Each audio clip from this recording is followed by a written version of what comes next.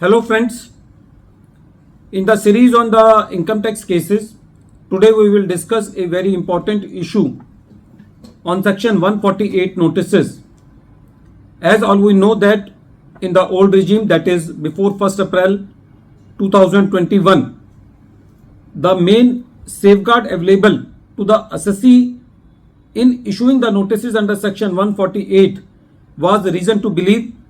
And if we see the ratio of the judgments which are related to the notices issued after 1st April 2021, then from those judgments it is very clear that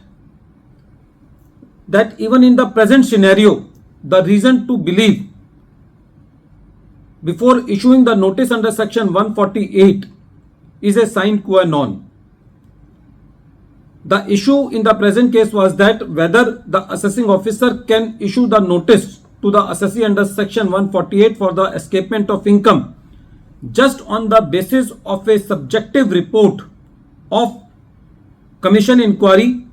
and can make roving inquiries from the assessee. This issue has been taken by Honorable Allahabad High Court in the case of Mudra Exports versus Deputy Commissioner of Income Tax, and this case has been reported in 470 ITR at page number 663, and the date of the judgment is 5th April 2024. In the present case,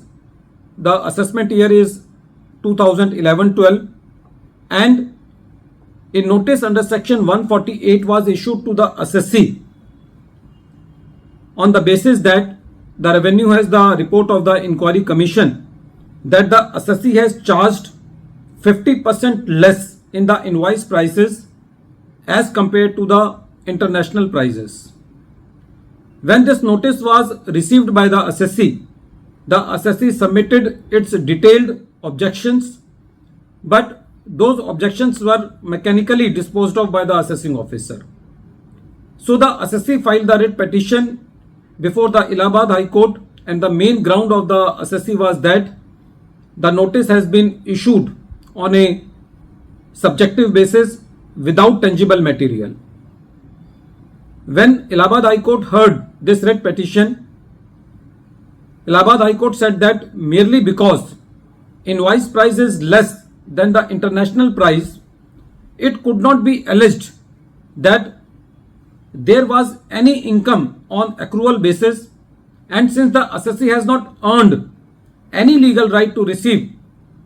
higher income or higher prices, it cannot be said that there is escapement of income. The court said that in the present case, the reasons are based only on the observations made by the inquiry commission, and the assessing officer has not done any exercise even to verify the facts. The court said that the report was not provided in entirety to the assessee, and the court also said that it only admitted of a possibility of higher realizations having been made by the assessee, and not more than that. The court said that in the present set of facts and circumstances, the notice which have been issued to the assessee under section 148 is purely on presumptive basis, which is not based on any oral or documentary evidence. The court said that in the present case, the notice is purely subjective and nothing more than that. The court said that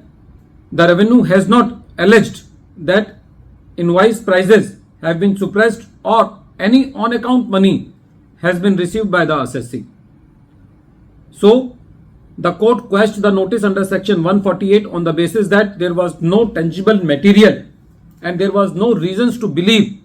to issue the notice under section 148, which is the main pillar to issue the notice under section 148. The conclusion from this case can be drawn that the notice under section 148 cannot be issued on the basis of any information which is received by the revenue. That information should be based on some tangible material, and it should not be issued to the assessee on a subjective basis. There should be some grounds, there should be some facts which demonstrate that the assessee has shown his prices less than the international prices, mere allegation will not give the power to the assessing officer to issue the notice under section 148. At the end of this video, once again I am repeating the name of the case. The name of the case is Mudra Exports versus Deputy Commissioner of Income Tax, and this case has been reported in 470 ITR at page number 663, and the date of the judgment is 5th April 2024. Thank you, friends.